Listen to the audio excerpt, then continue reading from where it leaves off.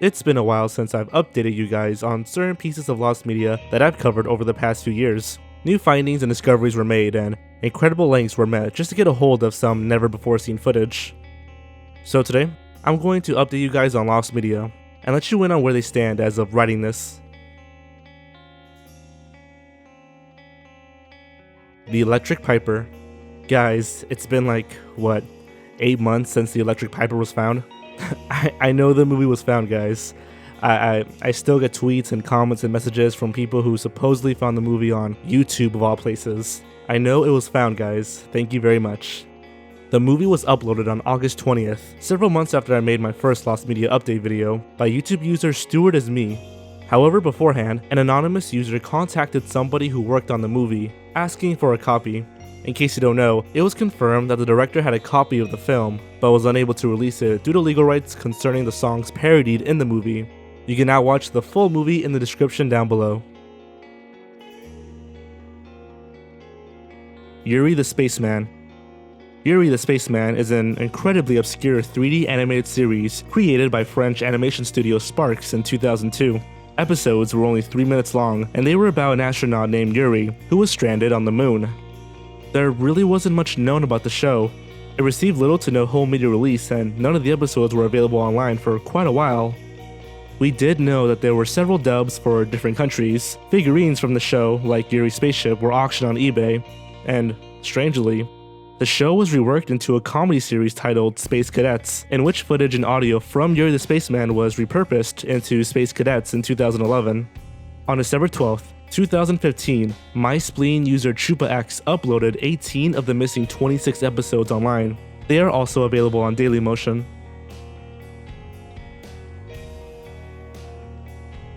The Elderscrolls Travels: Oblivion. On October 2006, in an issue of PlayStation Magazine, it was revealed that the Elderscrolls Oblivion was getting a PSP spin-off known as The Elderscrolls Travels: Oblivion. As a portable game, it was going to be reduced in quality just a bit, and focused more on dungeon exploration, rather than the open-world environment of its console and PC counterparts. It was set to release in the spring of 2007, but it never did. There was never an official cancellation, it just kind of disappeared. YouTuber PTOP Online, preserving gaming history, uploaded 3 videos of gameplay, 2 from the June 2006 version, and 1 of the January 2007 version. Even some prototypes of the builds are available online. Kingdom Hearts VCast. Developed by Superscape, Kingdom Hearts VCast was a Kingdom Hearts game exclusively made for Verizon Wireless's cell phone network, VCast. It was published by the Disney Interactive Media Group and released in 2004.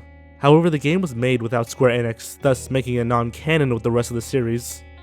The gameplay featured elements regular to Kingdom Hearts, though modified for mobile phones. This was before smartphones were invented. One night while resting, the gummy ship carrying Sora, Donald, Goofy, and Jiminy Cricket crash lands on a deserted island, and it's up to Sora to reunite with his friends. When the VCast network was disbanded in 2012, the game was no longer available for download and became lost. However, on July 13th, 2016, YouTuber KH Central made a video stating that a 4chan user called Wedge uploaded the game's files online. And while they are available for download on Mega and certain forums, there is no emulator that can play the game at the moment. The Mr. Potato Head Show. Lasting only a single season, the Mr. Potato Head Show was a kids' television series that first aired on Fox Kids on September 12, 1998.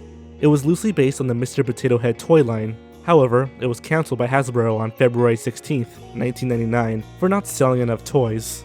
The plot had Mr. Potato Head put on a show with the help of some colorful characters, trying to impress the TV guys so that they can air them on television.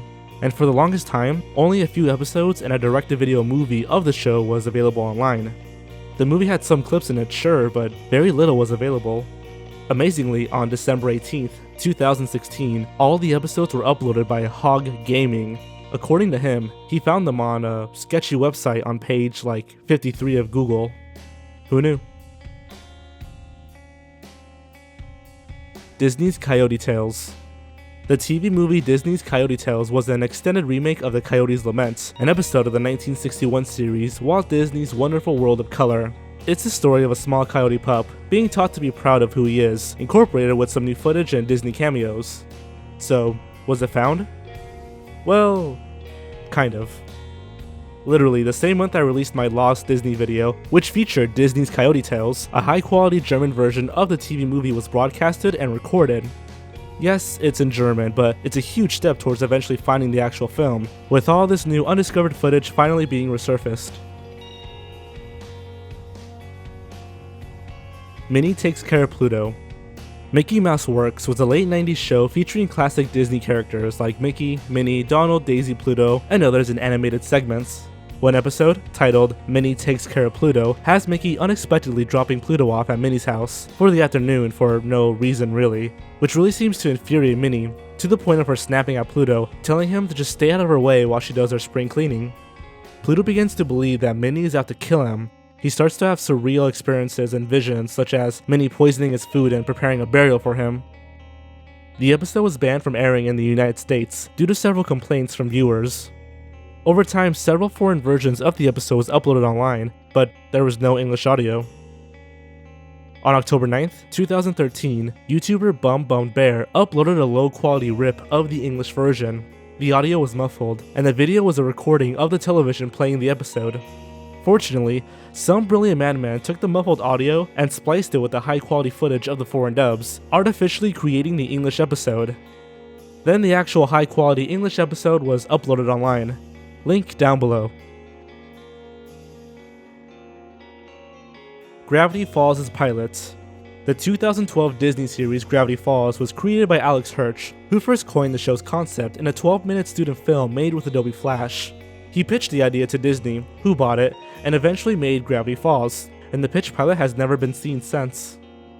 Hirsch was asked on Reddit if he would ever release it, to which he said, "That would be like showing you awkward photos from my high school prom." So no, he didn't want to release to the public. However, on July 20th, 2016, the Cipher Hunt began. Now the Cipher Hunt was created by Hirsch himself, and it was a giant puzzle to find an actual statue of Bill Cipher by finding and decoding clues hidden in various parts around the entire world, from Los Angeles, California to Tokyo, Japan. The statue was eventually found on August 2nd, as well as a treasure chest containing plastic coins and gems, Japanese and Russian money, and some of the show's artwork. Most interestingly, it also contained a USB drive. In it were some text files, an audio recording of Stan singing "We'll Meet Again," and a username and password, which if inputted on the mysteryofgravityfalls.com/pilots, it will let users watch the long-lost unearthed pilots. Mr. Rogers' Neighborhood Conflict. The 14th season of Mr. Rogers' Neighborhood debuted with a 5-episode arc titled Conflict, from November 7th to 11th, 1983. King Friday is convinced that Southwood is making bombs, and the two sides nearly go to war, before making peace with each other. Due to the episode touching on wars and bombs and topics that were deemed too serious for children, especially during the times, the episode was pulled and has not been seen since. A 5-minute YouTube video was uploaded showing parts of the episode, but it was just a low-quality recording. On May 1st, 2016, a person by the name of the Dr.64 uploaded a number of screenshots from Conflict. To this day, it remains mostly lost. Hey guys, sorry if there's a abrupt change in audio quality just now, but literally while I was editing this video, 2 of the 5 missing episodes of Conflict, the Mr. Rogers show, was just found. We're still missing the last 3, but I was working on the video and I got a tweet from a fan saying that the first 2 were found. I'm going to show them right now and leave a link in the description down below. This is brand new, this just now, it just happened right now. I'm kind of surprised, it was really unexpected, and I decided to record this post audio for you guys. But yeah, really cool stuff. But yeah, check it out in the description down below. We're still missing the last 3 episodes, but anything can happen. Alright, so on to the next entry. A Day with Spongebob Squarepants. And now we're back to here. And perhaps the biggest plot twist in this entire video, it turns out that A Day with Spongebob Squarepants doesn't exist. Here's a list of information that was discovered, courtesy of the search team and by the anonymous creator of the movie, who will go by the name Mr. Orange. Number 1. Regal Films did not produce the movie. They were not money laundering or a prostitution ring either. They simply distributed it. And then they were saying that Regal was like money laundering, it wasn't a real company, and it was a prostitution ring, or just a bunch of crazy stuff. Regal Films actually is just a distribution company. It's just like MVD. Different people or editors or producers, they make films, you know, low quality, low budget, and they need somebody to sell it, so Regal distributes them. It's possible that they were also losing money at the time and constantly had to relocate. And Regal still remains, I think, as a distributor, but the reason all those addresses pop out and there's nothing there is because my assumption is they haven't been making that much money anymore, you know, since DVD sales are been down, you know, for the last I don't know how many years.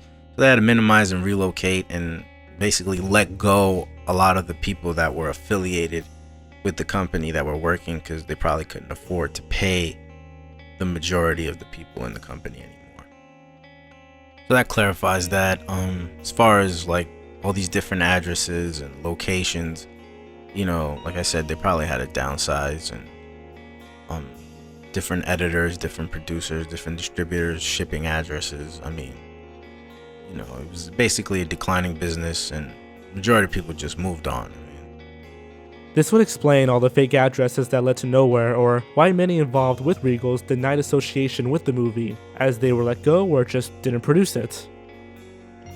Number 2. The first 5 pages of the script were not discovered, but created by those involved with the film, including Mr. Orange. Again, it never existed, but the directors and writers were willing to work on it, now that demand for the film was growing.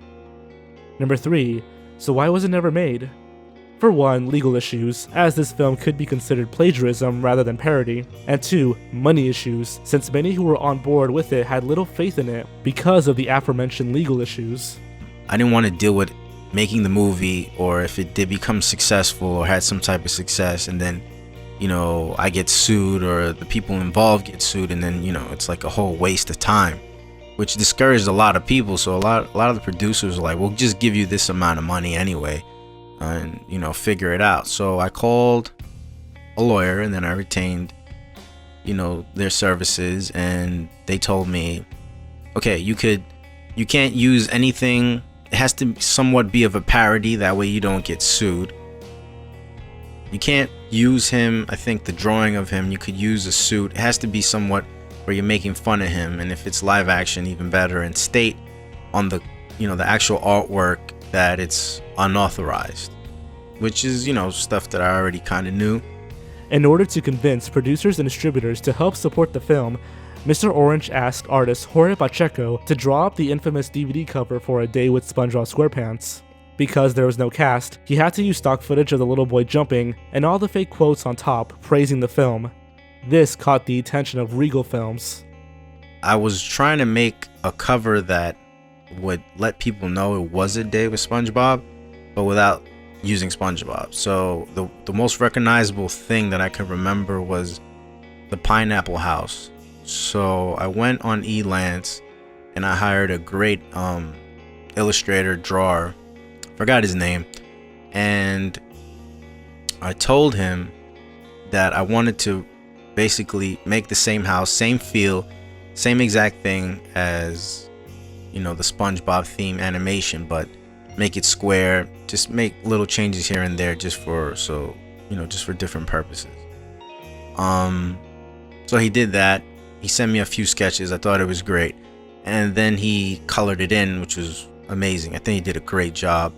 And then problem is, we didn't do casting, we didn't do anything. Like, you know, we're in the process of just getting, you know, the script was done, it had to be redeveloped, and we needed some money to get the film going. So we didn't have any characters, so I had to somewhat use, so then I went to Shutterstock and I found that image. It looked cool, so I put it on there just for temporary. You know, mind you, I was making this cover to show producers and distributors that, you know, that this you know, this could potentially be something, you know. So I had to basically, you know, convince them just with the cover. People loved the cover after it was done. You know, the quotes and everything that's on there, you know, like I said, it's just, this was just supposed to be for, you know, distributors and producers' eyes only. This wasn't supposed to be for everybody. Number 4, and I stress, the film does not exist. There are no promotional images or leaked scenes from the movie. MVD was straight up wrong about there being promo copies, and the Amazon listings were only there by Regals or Mr. Orange on purpose, as a way to see if there was any interest via pre-orders, not to actually sell the movie. One of the distributors, especially Regal, they said, well, listen, we're not going to give you any money for the production itself, but we'll see if we get any pre-orders or any interest. So I guess that's where, people even heard about it. As far as it being on Amazon, getting pre-orders, the interest was there, but the film wasn't even, completed. As of now, the plan is to release A Day with Spongebob Squarepants through crowdfunding. We'll see where that takes us.